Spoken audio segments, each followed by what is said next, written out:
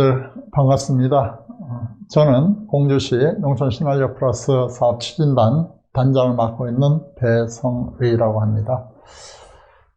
자, 우선 여러분들이 본 사업에 관심을 가져주셔서 우선 감사의 말씀을 드립니다. 오늘 이 시간은 총 4파트에 걸쳐 가지고 공주시 농촌신활력 플러스 사업에 대한 이해를 돕는 강의를 진행하려고 합니다. 제1파트는 우리 농촌신활력 플러스 사업이 왜 필요한가, 이러한 사업이 정책적으로 왜 대두가 되어졌는가 하는 내용부터 시작을 하겠습니다. 자, 신활력 플러스 사업의 정책 방향이라는 테마로 우선 첫 번째 강의를 시작하겠습니다. 우선 농촌신활력 플러스 사업을 이해하려면 우리나라의 농업과 농촌과 농민에 대한 인식을 좀 정확하게 할 필요가 있다 하는 겁니다. 우리는 그동안에 이제 농업과 농촌과 농민을 바라보는 시각이 좀 혼용되어져서 우리 농업 자체가 농촌이고 농업 자체가 농민이다, 이런 관점이 지배적이었어요. 그래서 이제 그동안에는 농업을 바라보는 것은 이제 산업으로서의 농업을 바라봤죠. 그래서 산업으로서의 농업이라는 것은 하나의 식량을 생산하고 공급해주는 산업이다, 이런 관점이죠. 그러다 보니까 이제 농촌과 농민은 하나의 우리가 흔히 이제 식량을 생산하는 산업에 종사하는 사람들, 그리고 이 지역에 사는 주민들, 그리고 이 지역에 사는 지역, 이렇게 얘기를 합니다.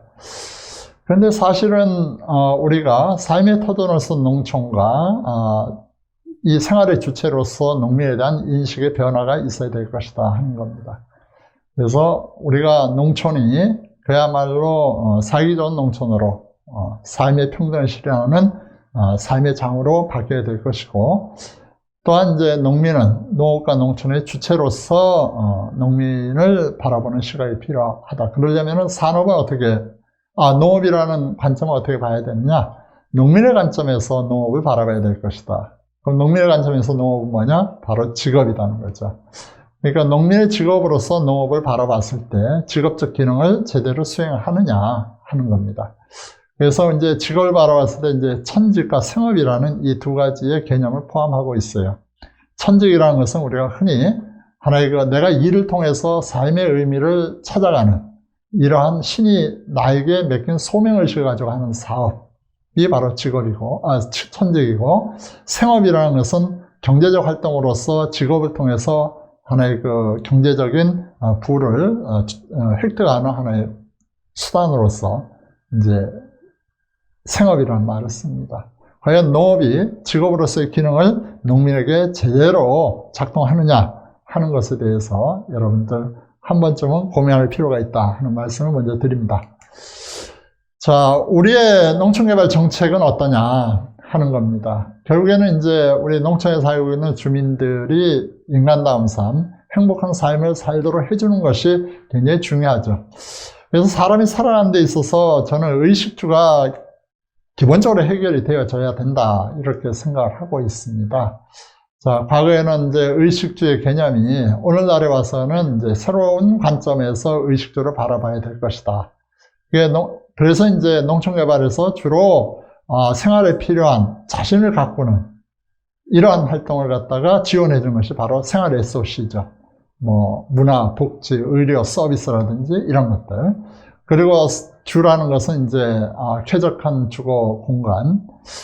그동안에 이제 농촌개발 사업에서 상당한 부분 이제 쾌적한 주거 공간 내지는 생활 SOC에 굉장히 많은 초점들을 맞춰서 진행을 했습니다.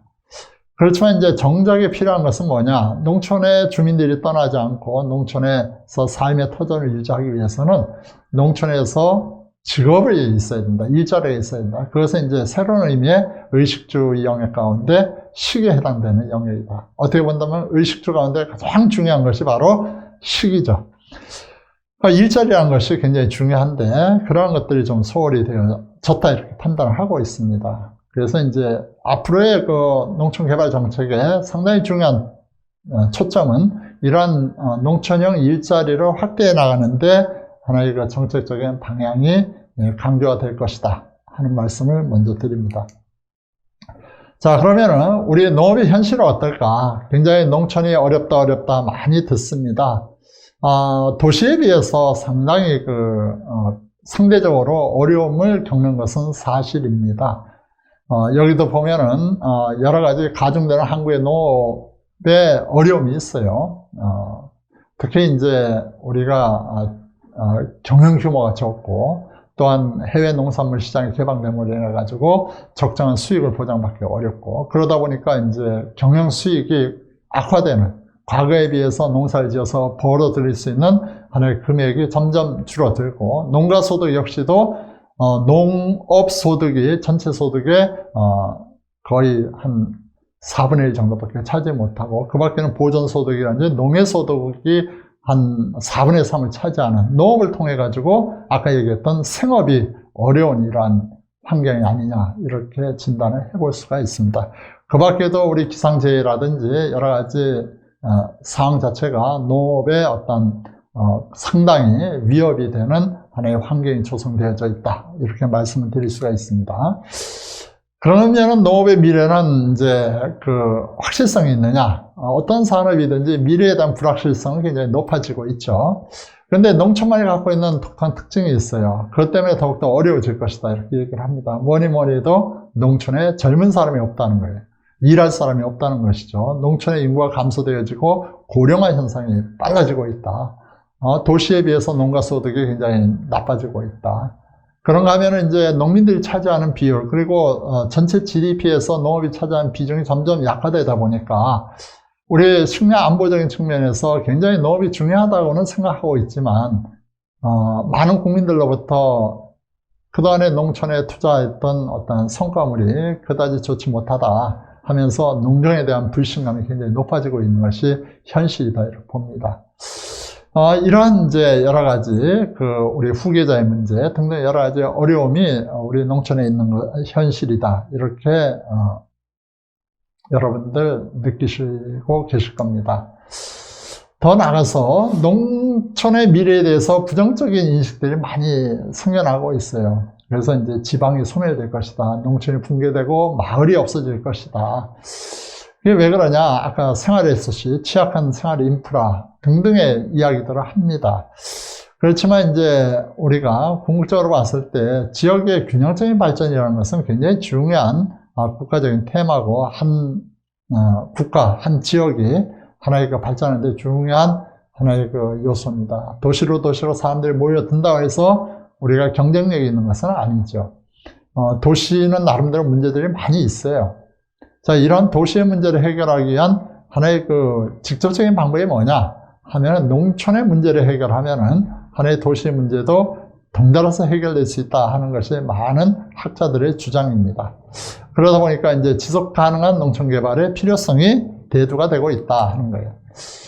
자, 그래서 많은 국가 예산이 농촌 개발을 위해서 투자가 되어졌어요. 한 20년 동안 제가 쭉 지켜봤을 때 엄청난 농촌 개발 사업비가 투자가 되어졌는데, 여기에 나와 있듯이 많은 매스컴이라든지 이런 쪽에서 헛돈을 썼다 하는, 예산이 누수가 심하다, 효과성이 없었다 하는 이러한 비판을 많이 받습니다. 그러다 보니까 이제 국회에서도 농촌의 예산을 확보하는데 굉장히 어려움이 있고, 특히 이제 기재부라든지 이런 쪽에서는 농촌개발 사업의 어떤 효율성이라든지 효과성이라든지 이런 것들을 따져가지고 점점 이 문제를 제기하는, 그래서 사업이 위축이 되어지는 이런 모습들을 볼 수가 있습니다. 그래서 나름대로 농촌 신활력 사업이라는 것을 우리가 그동안의 농촌 개발 사업의 하나의 시너지 효과를 혹은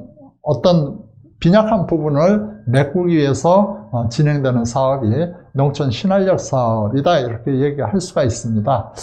그래서 이제 과거의 사업이라는 것은 주로 시설물을 짓거나 하는데 투자를 했어요. 그것을 갖다 우리가 하드웨어 중심의 사업이다, 이렇게 얘기를 할 수가 있습니다. 그런데 이러한 하드웨어 중심의 사업을 하다 보니까 정작 이 하드웨어 사업이 주민들을 위해서 제대로 활용되지 못하고 방치되어지는 시설들이 많이 있었어요. 어떻게 보면은 농촌의 자원이, 투자했던 자원들이 잠을 자고 있다 하는 지적들을 많이 받습니다. 그래서 나름대로 이제는 이러한 자원들, 농촌이 갖고 있는 자원들을 갖다가 좀 적절 활용할 수 있는 소프트웨어 사업들을 갖다가 좀 지원을 하자 해가지고 나온 사업이 농촌 시나리오 플러스 사업이다, 이렇게 얘기를 할 수가 있습니다. 그래서 전체 사업비 규모 가운데 어떤 정부 사업보다 하드웨어 사업을 적게 쓰고 소프트웨어 사업, 다시 말해서 직접적으로 주민들이 사업을 추진할 수 있는 지원되는 사업의 비중이 굉장히 높은 사업이 본 사업이에요. 그래서 여러분들도 이러한 농촌 시나리오 플러스 사업에서 어떤 사업들이 진행되고 있는가 하는 것에 대해서 좀 관심을 갖고 참여를 하시면은 좋은 하나의 기회가 되지 않을까, 이런 생각을 갖습니다. 자, 시나리오 플러스 사업은 그럼 뭐냐 하는 거예요.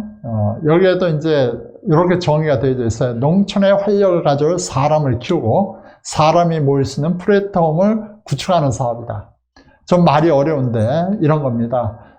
농촌의 활력을 가져올 수 있는 사람은 농촌 주민도 있겠지만, 하나의 도시 사람들도 하나의 농촌의 자원을 활용해서 뭔가 좋은 아이디어가 있다 한다면은 이런 사람들을 발굴해가지고 그들이 사업의 구상을 갖다가 현실로 만들 수 있는, 흔히 말하는 이제 자신의 생각이나 꿈을 갖다가 현실로 실현해 줄 수 있는 이러한 사업이 바로 농촌 시나리오 플러스 사업이다.